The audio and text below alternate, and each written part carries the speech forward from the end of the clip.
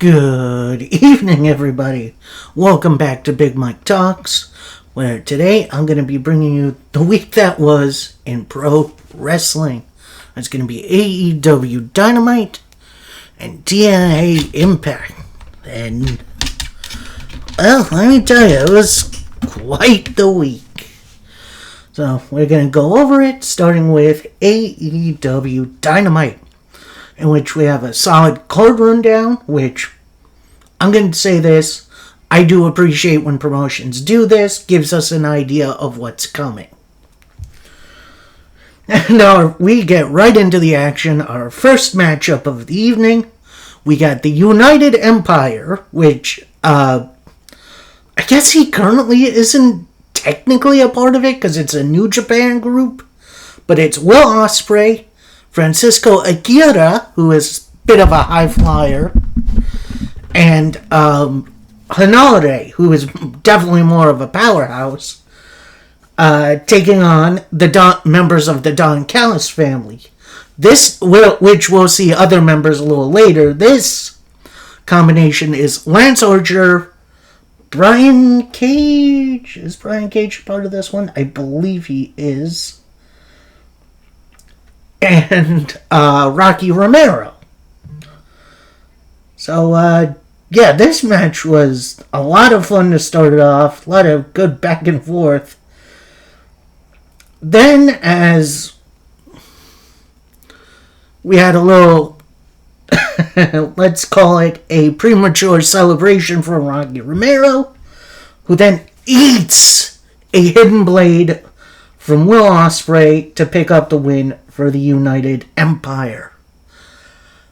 I will say this definitely started out, well, it wasn't a bad match to say, I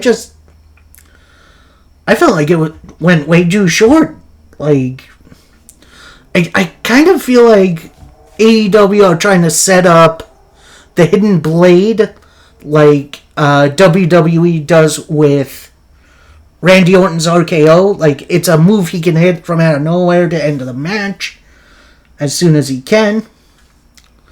So, maybe that plays into All In, which we're about 10 days away from. That's going to be a fun one. Then we go to the back for an interview with Kazuchika Okada, who says, Don Callis reiterates to us that there's nothing better than family. Well, Takeshita betrayed that family, but that it doesn't matter if I or Kyle Fletcher wins if the title stays in the family.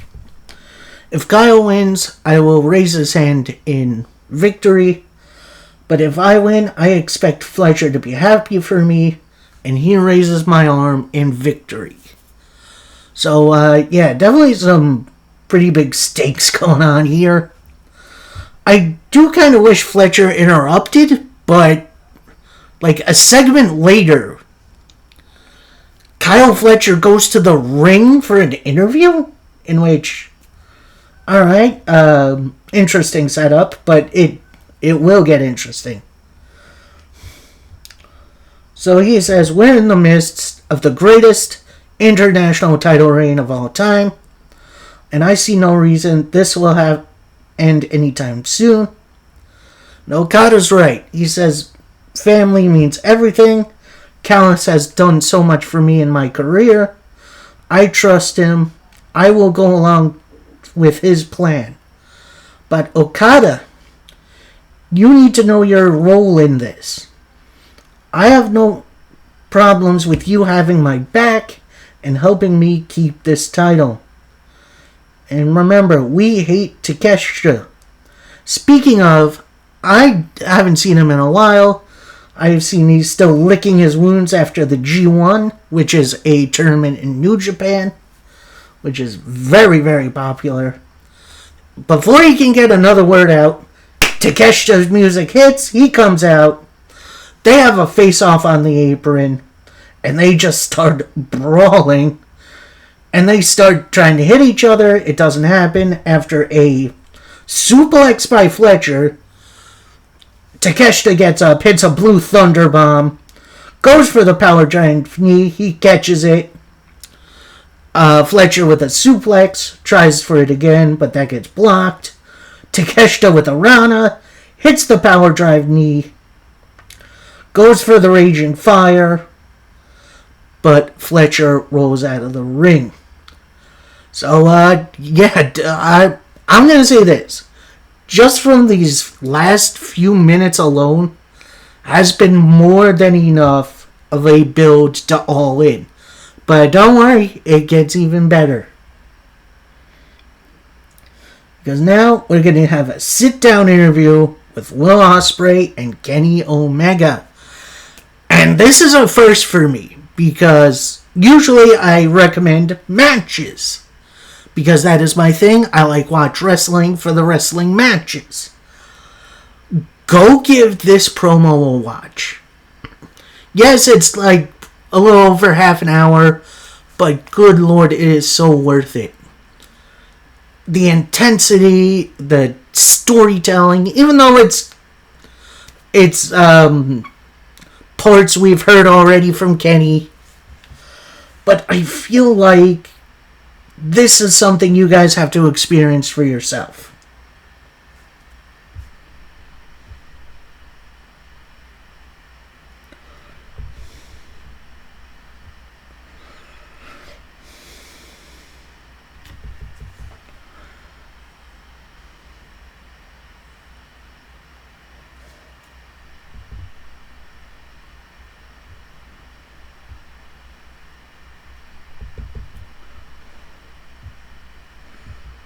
Okay, so next up is kind of more of a funny moment than a, proper build. Although, the build with this is pretty good. So we got John Cruz in the ring, and he calls Andrade out for a match.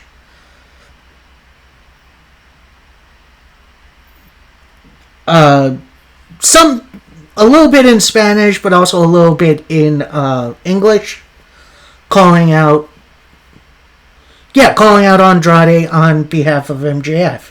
If you don't know, John Cruz has been MJF's translator when he goes to CMLL, so there's the association there.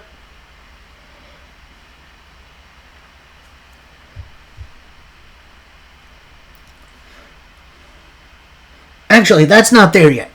We're not quite there yet. Hold on.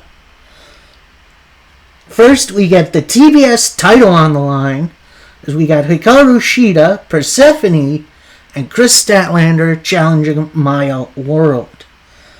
And honestly, this was a really hard-hitting and just really, really fun matchup that the crowd maybe not immediately got into, but boy did they get into it eventually.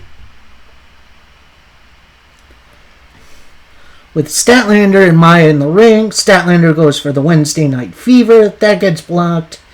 Into a roll-up for the Maya World to retain her title. So, yeah, nice fun little four-way matchup. Hopefully, I do hope we have a match for Maya World come All In. Because this was kind of the only thing that really didn't get a build to All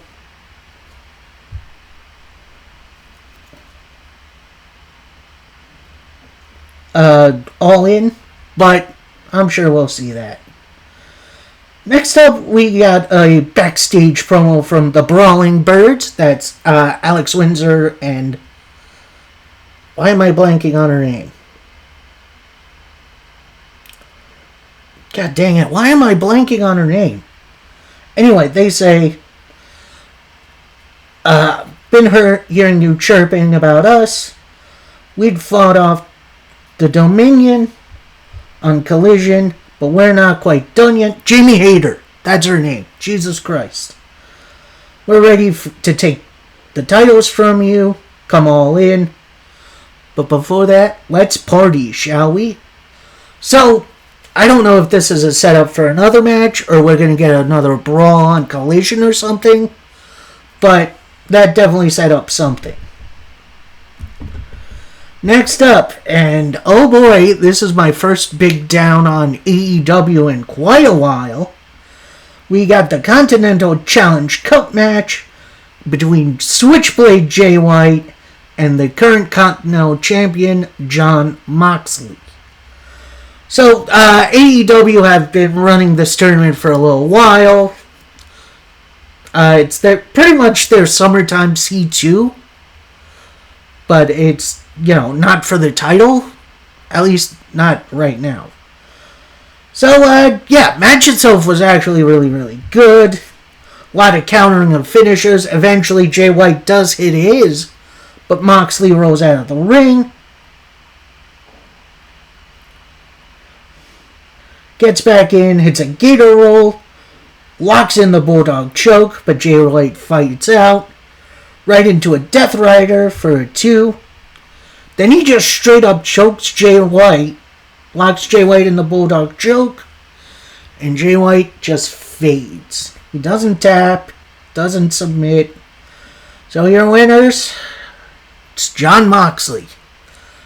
And I'm not even going to say I'm going to be mad at this, because I do understand kind of where we're going for All In for this Continental Classic. But good Lord, Jon Moxley did not need this win. Like, if anyone needed a win more than Jay White, I'm all ears. Because Jay White just got back from injury. You'd think he'd want to be front and center. And not just losing to a guy who really doesn't need a win. So, post-match, Jon Moxley and Jay White kind of talk with one another. I don't know what's going on there. So Mox starts to leave. Then Clark Connors and David Finlay come out, attack Jay White post-match. Then out comes the conglomeration, which at this point is just Kyle O'Reilly and Orange Cassidy. They start to fight him off, but eventually Gabe Kidd makes his return, so the dogs are all set and ready to go. Then this brings up Roderick Strong, but I guess the dogs are too much for him. Finlay and Clark Connors hit a high-low. Then we get Brody King, Bandito, and Hangman Adam Page come out, and they back the dogs off the ring, out of the ring. Then Hangman picks up a microphone, points at Clark Connors, saying, "Hey, nice shoes, dickhead." But before he can get another word out comes the Demand, which is Ricochet, Bishop Khan, and Toa Liona, as well as the Lethal Twist, which is Jay Lethal, Blake Christian, and Big Shotty Lee Johnson, with Ricochet saying, "Hold on, I'll let you finish your thought." So Hangman says, "Look, we are the current Trios champions. No way in heck we're gonna miss any of All In. And if anyone here or anyone in the back wants a shot, meet us in the ring under the Wembley Arch. Your champs will be waiting." So, this is gonna go a couple of ways, I think. Either we're going to have a mini Trios Gauntlet at the pay-per-view, which I do not like that idea. Or we're going to have maybe a Casino Gauntlet on Dynamite or Collision at some point with these teams. And then the winners move on to All In. I don't know. Either way, it's going to be interesting. Because I think either way, we are going to get Swerve and the New Day as our champions. Although, that tease is coming. So next we go backstage for an interview with Maya World. But before she could get really into her thought, Willow Nightingale comes in, congratulates her on the recent retention. But then she has a challenge for Maya World to trade in the TBS title for the women's title, this coming week on Collision. I'm like, okay. Yeah, I'm down for that.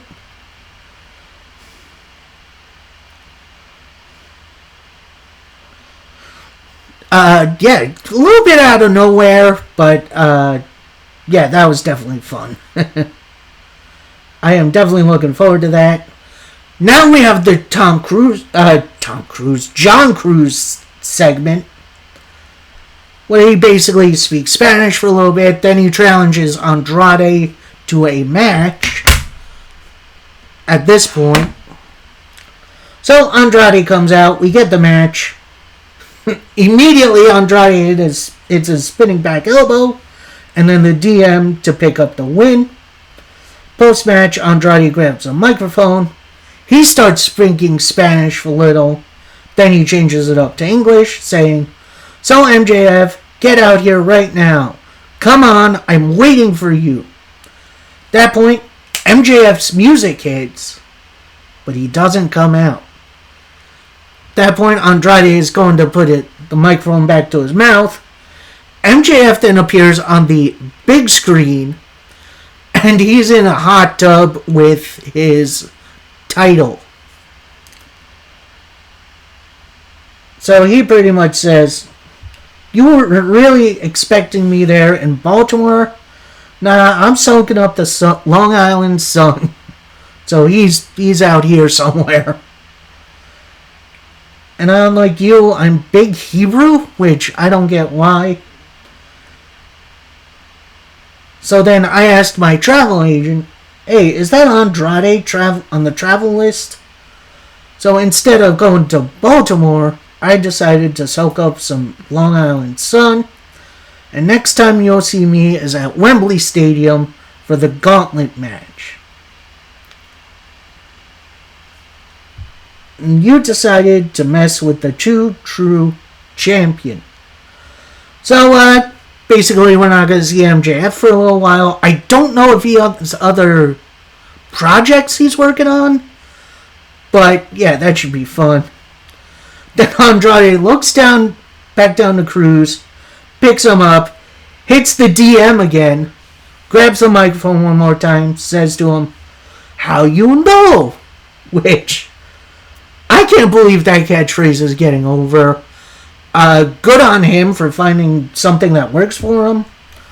I know there's people out there that don't really like it, but, you know, it's whatever. Then we get a little all-in card rundown, which, honestly, that looks like a sweet pay-per-view. Can't wait to watch that. Then we get a Mercedes Moné, Willow Nightingale split-screen interview. So, basically, they're in the same arena. One's over here, the other's over here. They're in different rooms. Why are we doing this? I mean, I guess it's to be different from the earlier sit-down interview with Ospreay and Omega. But I'm going to say this, they just talked over each other a whole lot. So I didn't really get much from them. But eventually, Willow had enough. She went looking for Moné. Moné leaves the camera as well. And then they just start brawling in the back, which, yes, please. Yes. Definitely. 100%. Eventually, they do fight to the ring, where eventually security gets in there, breaks them up. They break through again,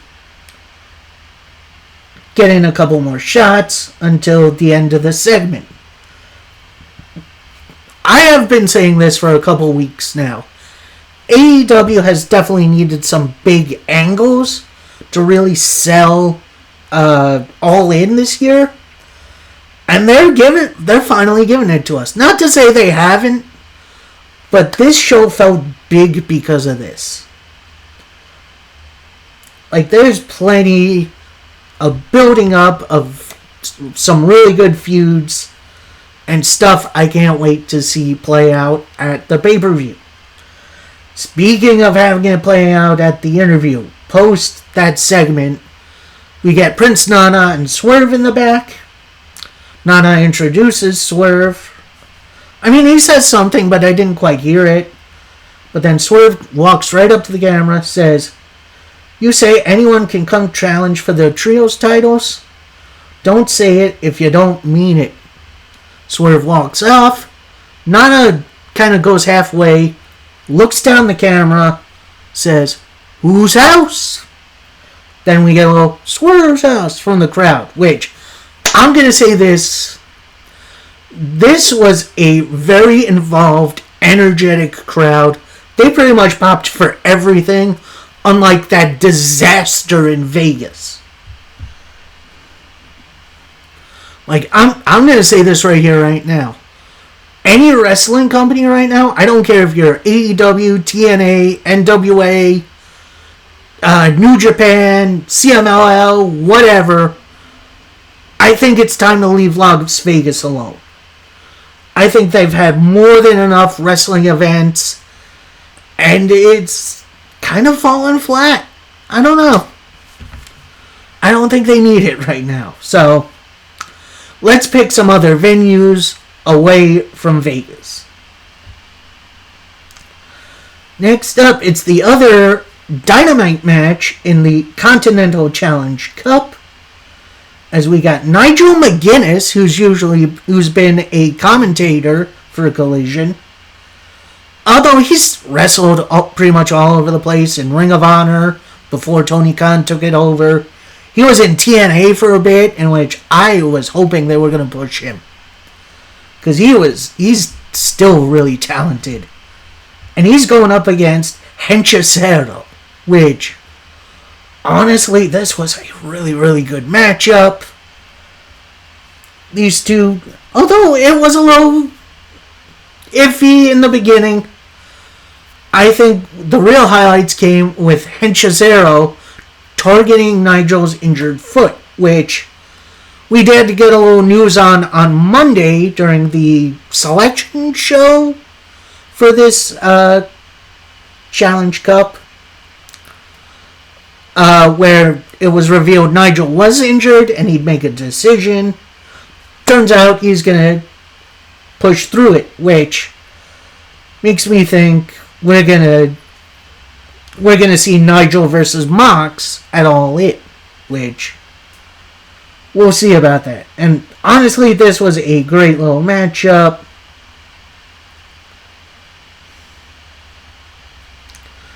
End of the match comes with Nigel locking Hechicero in a last front chancery, which I guess it's kind of a crossface, but it's like kind of crossed like this, I guess.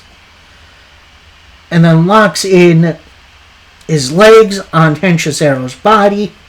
Hechicero fades, the ref checks him, and rings the bell. So moving on in the tournament, it's one Nigel McGuinness. So yeah, I'm a little less mad about Moxley winning, although I really think Jay White should have won. But I do see the vision. Although I thought I saw the vision earlier when I thought it would be a Moxley-Jay White final, which I would have been okay with. Then the selection show showed us Jay White Moxley in this round, which I had a bad feeling, which was warranted. Anyway, next up we get a Darby Allin versus Kevin Knight hype video, which I don't know who's making these videos for AEW, but they deserve more. They deserve more praise because they are doing so well with this.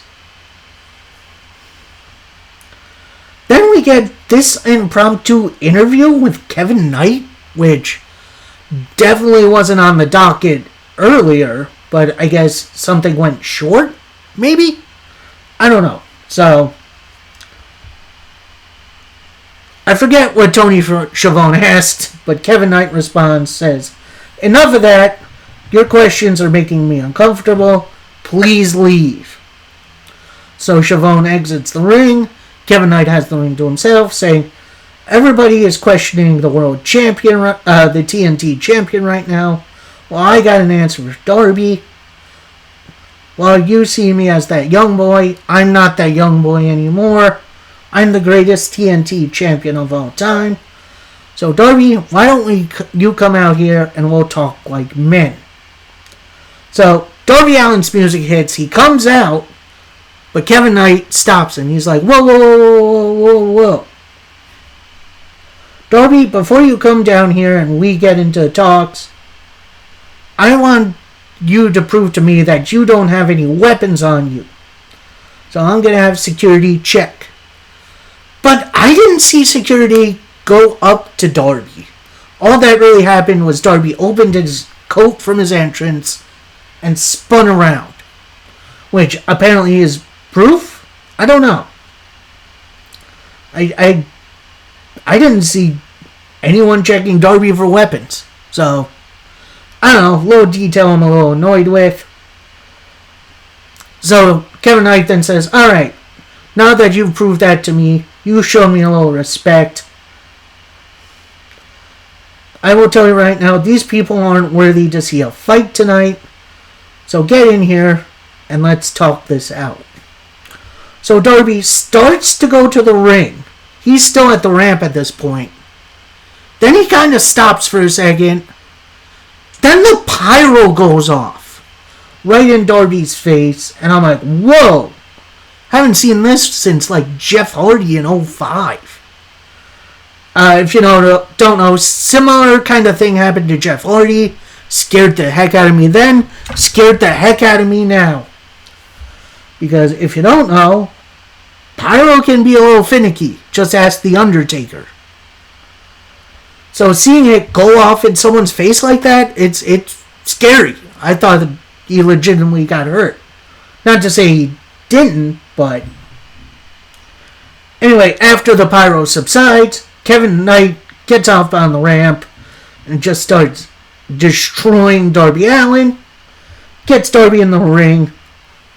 Hangs him in the Tree of Woe position, which is legs up on the top rope, head down, upside down on the bottom. Then he sets up a steel chair right in front of Darby Allin's face.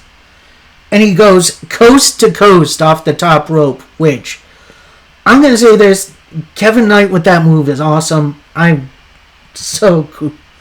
Well, so at that point, Kevin Knight bails. Then we see the docs checking on Darby along with Steve Borden Jr. Now, if you don't know who that is, that's Sting's kid who has been having dark matches before Dynamite goes on the air, which... Okay, so he's kind of making his debut a little, but yeah, that's definitely a fun one. So, doctors and Borden get Darby Allin on a stretcher, wheel him up the ramp. Then we take a commercial break, which I thought, okay, interesting place to take a break. We come back. Darby, Borden, and the docs are backstage. They're rushing to the ambulance. Then they kind of stop. We never see the actual ambulance. So I assume they're standing in front of it and waiting for whatever reason. Maybe someone really got hurt? I don't know. Anyway, so Knight walks up from out of nowhere, takes his time, finally comes into frame, locks eyes with Steve Borden Jr. Jr. looks like he's about ready to kill him. So Knight looks at him, says, "Stay in your lane, man." So then the docs take Darby, assumingly, onto the ambulance with Steve Borden Jr. Then Knight says, he wasn't ready for it anyway. So next up, our main event, and it's a trios match. We got the Elite, so that's the Young Bucks and Kenny Omega, taking on other members of the Don Callis family, this being El Colon, Jake Doyle, and Mark Davis. And before the match even gets going, before we see Kenny Omega's entrance, we see him in Gorilla pretty much yelling it out with Will Ospreay, although I don't think we ever hear what they say to one another. Kenny makes his entrance, and yeah, then it's off to the races. It's pretty much generic Young Bucks match. Kenny brought it this time, especially when he was opposite El Clone. Those two, I wouldn't mind seeing it in a singles match sometime soon, if Kenny's up for it. Eventually, we finish it up with trios, with a super kick party, dragon suplex from Kenny, and then a one-winged angel to pick up the win. So, post-match, as the Elite are celebrating, the other the members of the Don Callis family who were in the opening match come out, and the other Callis family members who are in the ring, and they just start destroying the Elite. At that point, Lance Archer was going to go for a double choke slam on the Bucks, with, I think Brian Cage was going to do a powerbomb to Kenny off the apron. But at that point, Cope and Cage's music hits. Cope hits the ring.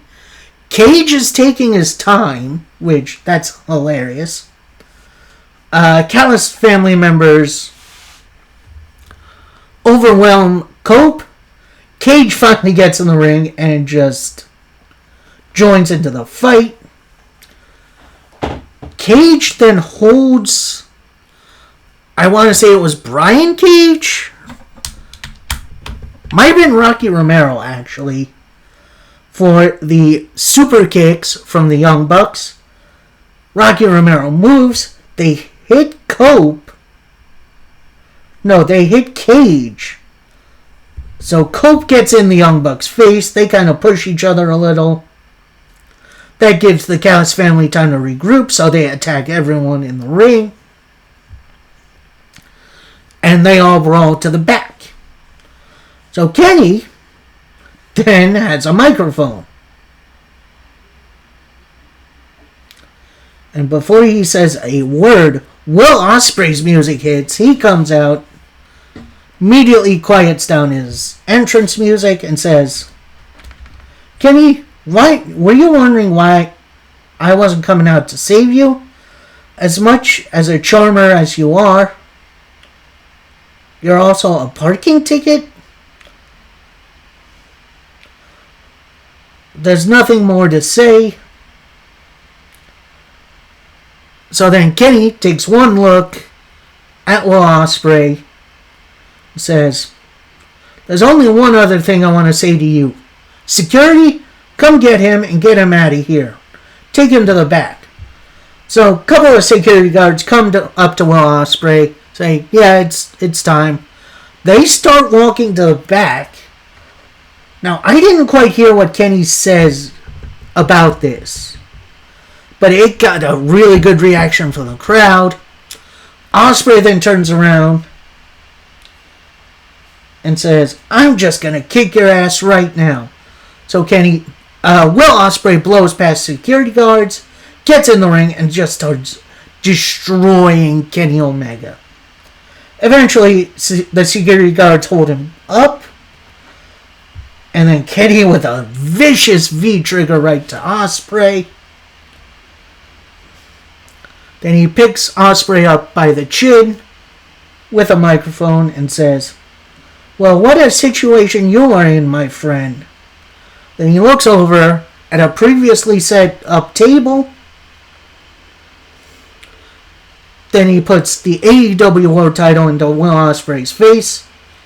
Says, take one last look at this. It's the last one you're ever gonna get. So then he and Ospreay then move to the apron. Omega hits a one-winged angel off the apron through that table, which, that was absolutely nuts. Omega is clearly snapped, and while he's probably never going to get booed, He's definitely the heel character in this story.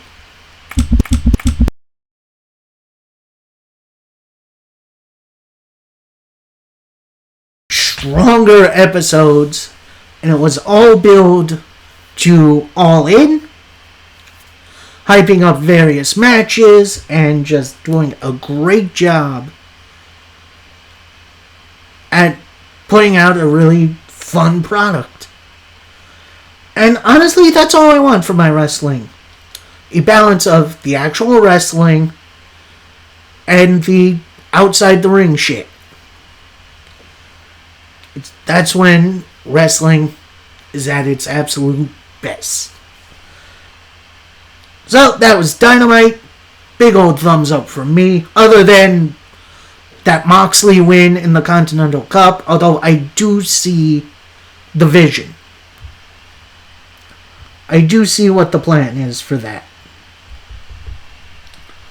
And now we move into TNA Impact Wrestling. We get a little recap of the happenings last week, including the Order 4 4 versus 4 match. And I want to say it was the Knockouts title match. It could have been the TV title tournament match. Anyway, so we get Order 4 in the ring, but this is an Ali promo. He says, "Citizens of TNA Wrestling, I request you all, you remain absolutely silent. We have a problem, an emergency. We crowned a new international champion, and his name is Jason Hotch. And he was able to do it here in Philly a few weeks ago in front of his family. Hotch is not a good man. I am the man of his house. The toys his son plays with is because of me. The clothes his wife wears is because of me. Hotch has been the audacity to stab me in the back, and it's the fault of everyone here. Skyler," he points to John Skyler, "tonight you prove your loyalty to Order 4. Tonight you fight Hoek, not for the title, but for loyalty. And remember, in Ali we trust." At that point, all the members of Order 4 put the 4s over their heart. But you see John Skyler, his head down, very somber. I'm going to say this. It's moments like these that make wrestling so good. And look, I'm all for the wrestling. I love pro wrestling. The wrestling and the wrestling. But moments like this is maybe not what I live for, but it adds so much to proceedings. It's great. So then we see Hotch. He's watching that moment on the big screen in the back. Then the interviewer just kind of walks in on him, which, honestly, that's a funny situation if you don't think about it too much. And he says, "I don't know if I can find the words. I consider Skyler my family. My family has met him. And Ali thinks he makes the rules. But I'm not going to wrestle Skyler. He's my brother." At that point, Doria Ray comes in, who's acting GM, I guess. And she says, "Well, let me give it to you straight. If you don't wrestle tonight, you'll be suspended, and I'll strip you of your title." And she walks off.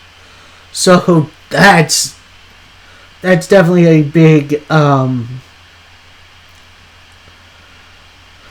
reason for Hoek to take this match. And speaking of our first match of the evening, and yes, it did take that long to get our first match, we get Rich Swann taking on the, so far, in singles competition, undefeated Mr. Elegance. And yes, that is Ash by Elegance's group, and they have essentially a mascot. So these two go at it a little bit.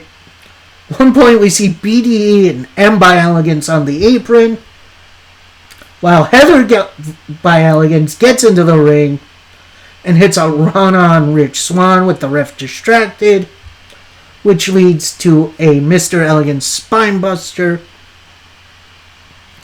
And then a crazy ear pull, which I haven't seen ear play like that since Randy Orton used a screwdriver on Jeff Hardy's ear. And yes, that was a thing. I think that was Hell in a Cell 28. That might have been in 2016. I don't know. It was such a long time ago. Jesus Christ. So, honestly, I'm going to say this. Mr. Elegance, he's no joke. I'm going to tell you this. He really hung in there with Rich Swann. But eventually, after a DDT attempt, I don't know what he calls his finish. Looks like a Sister Abigail kind of thing. Swann blocks it into a roll-up to pick up the win. But as he and BDE are celebrating, the Righteous appear on the ramp. In which, the implications of that, because the Righteous are trying to recruit BDE for their cause, which, yeah, I'm definitely in for. Although Eli tried that not long ago before he was released from his contract, which, I don't know, I guess we'll see. Then we get a nice little card rundown in which, again, I appreciate when promotions do this to let us know what's going on. So next up, we got the last semifinal match of the Knockouts title, TV title tournament, as we got Jada Stone taking on Heather by Elegance. And of course, the story, and during Heather's entrance, you can see the rest of the Elegance brand just kind of doing their thing.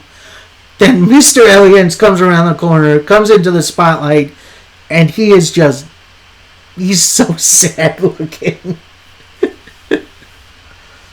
Oh god, he's still disappointed in his match, yet he's still covered in oil. Like, this is such a weird look, it makes me laugh. I guess that's the point. Anyway, so this match was honestly really, really good. Really well paced. A lot of hair play in this match too, which I guess that's kind of old school from like maybe even before the Attitude Era. But I do appreciate it. Again, really nice little back and forth. One point, Jada with a Rana off the apron that gets both of them. So they're down on the ground. Eventually, they both beat the 10 count. They try rolling each other up for 2 counts. Then Jada with the Stone Cutter, which, very interesting name for a finisher, for your winner, Jada Stone. Moving on to face M by Elegance in the finals, although not at the pay-per-view, which I'm a little disappointed about. I'm sure they could have found a spot. Although I get it, it's the TV title. It's defended on TV. So anyway, then we get this weird segment. It's Elena Black and it's Xia Brookside. It looks like they're in some beach house somewhere. Not even backstage at TNA. It looks like they're on vacation.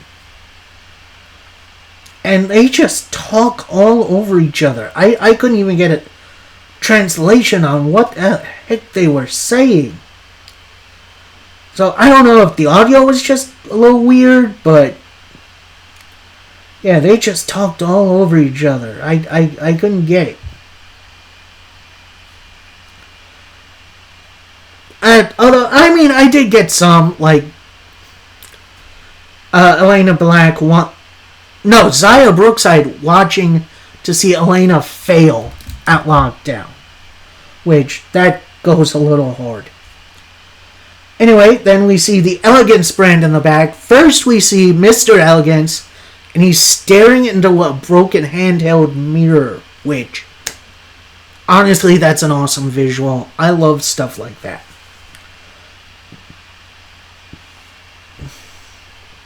So then Mr. Elegant's bitching about how he can't believe he lost the match.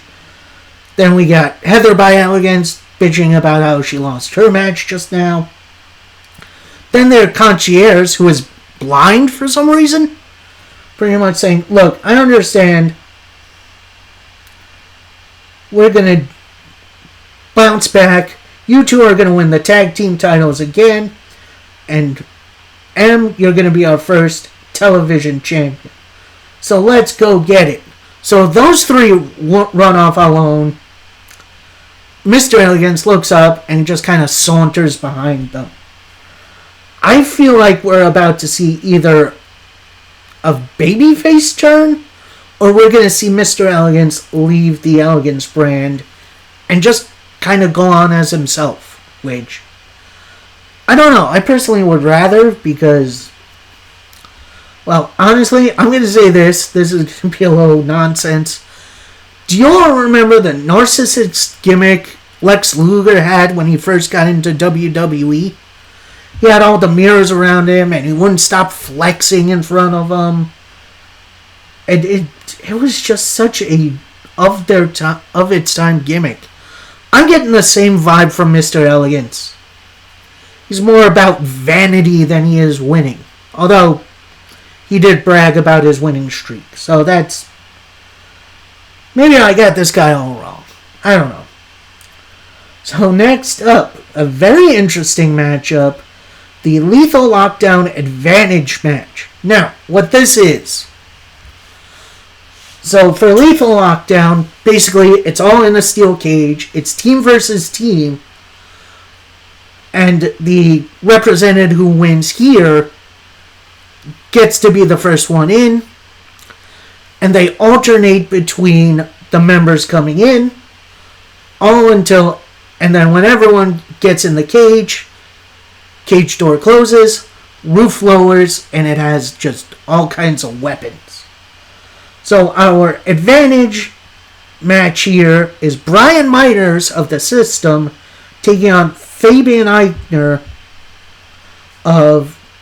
I forget what their team name is. It's like the up-and-comers, they kept calling them. When Eichner definitely isn't an up-and-comer, that's for sure. I mean, in TNA he is, but he's been around pretty much as long as Myers has. And I'm going to tell you, this match really impressed me. Not to say I'm shocked or anything. I know Eichner can go. Myers, it has definitely been a little while since I've seen him, really go. And he really did go. This was a fun, little, energetic back and forth.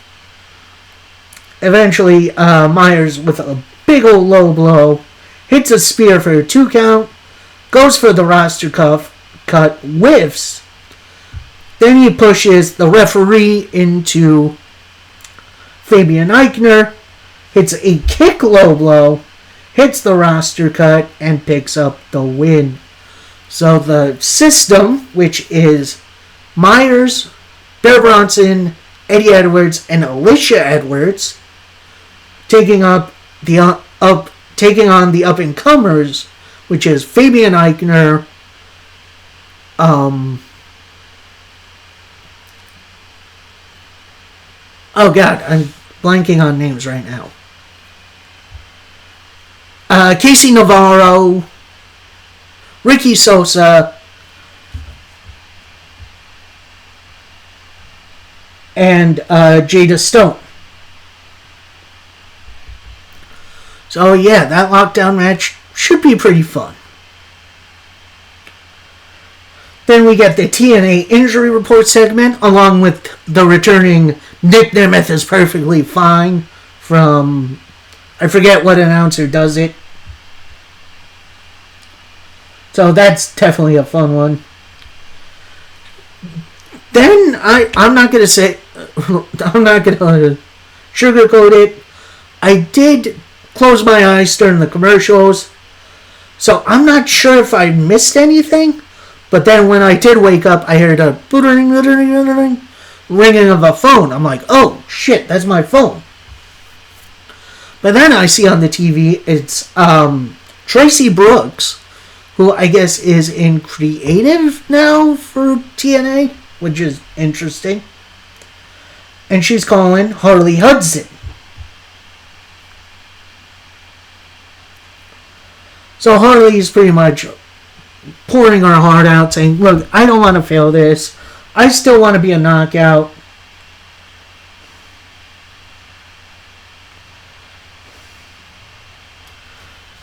So Tracy Brooks says to her, look, you're doing a great job. You're doing everything you can to be a knockout. I know you can do this. And then Harley thanks her, says, I know what I have to do. Kind of a little promo, although I do like the setup for it.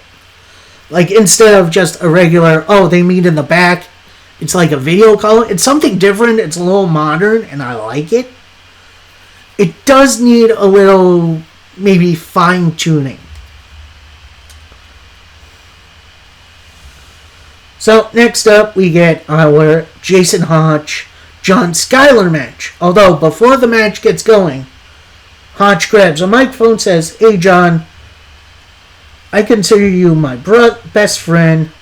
I know you're feeling the same way. If I don't take this match, I get stripped of the title. So instead of a big old fight, let's give them a great match and show them what TNA is all about. Hotch puts down the microphone. Bell rings. He extends his hand to Skyler. Skyler kind of looks at him. They shake hands. And they have, honestly, an interesting little matchup. Really good back and forth. Then we see the rest of Order 4 watching in the back. Then you see Ali point to Mila Moore, who, honestly, initially, I thought that was going to be Daria Ray. She comes out on the ramp, says, whoa, John, this is not what Ali sent you out here to do. Sent you out here to take care of Hotch. I guess that distracted Hotch to the point where Skyler hits a nasty looking power slam. At that point, Order 4's music hits. Their security, aka a whole bunch of extras, come out. Surround the ring. Hotch fights them off for a little bit, but then Agent Zero comes out and hits them with a massive boot. So the match is officially thrown out. Ali gets in the ring, stands over Hotch. Then he has his Order 4 pin, which kind of looks like a presidential seal, which, that's cool, and puts it on Hotch. Then Ali picks up the international title and holds it over Hotch.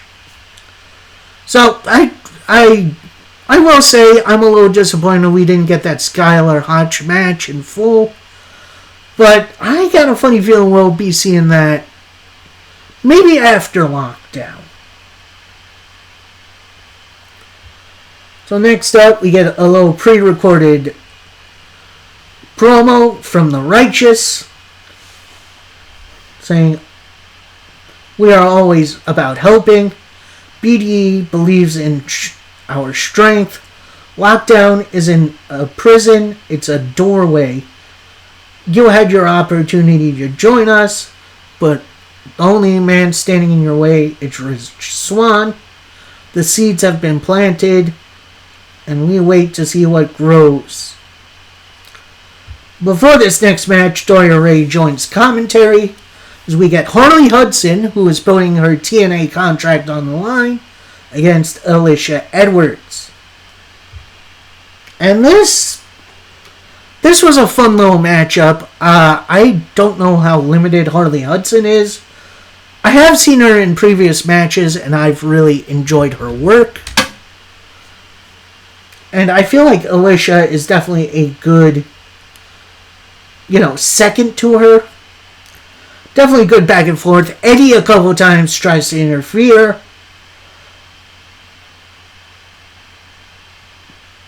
But after an attempted pile driver by Alicia Edwards, that gets blocked, Hudson rolls her up and picks up the win. So Harley Hudson gets to stay a TNA knockout. As she's celebrating, Alicia Edwards attacks her with a kendo stick post-match. Eddie Edwards comes in, holds Harley up for Alicia. Alicia's about to attack. Jada Stone makes the save. Then after dealing with the Edwards family, she checks on Harley, in which Harley is kind of in fight or flight mode, which she kind of starts flailing a little bit, but Jada Stone calms her down. So I don't know if we're going to see a tag team out of these two, but yeah, definitely glad Harley Hudson's sticking around. And yeah, hopefully we get to see some more of her. Next, we get a Leon Slater versus Cedric Alexander hype video, which that was really well produced. We get the Lockdown card rundown, and then we get our main event, which is the big old cluster chuck.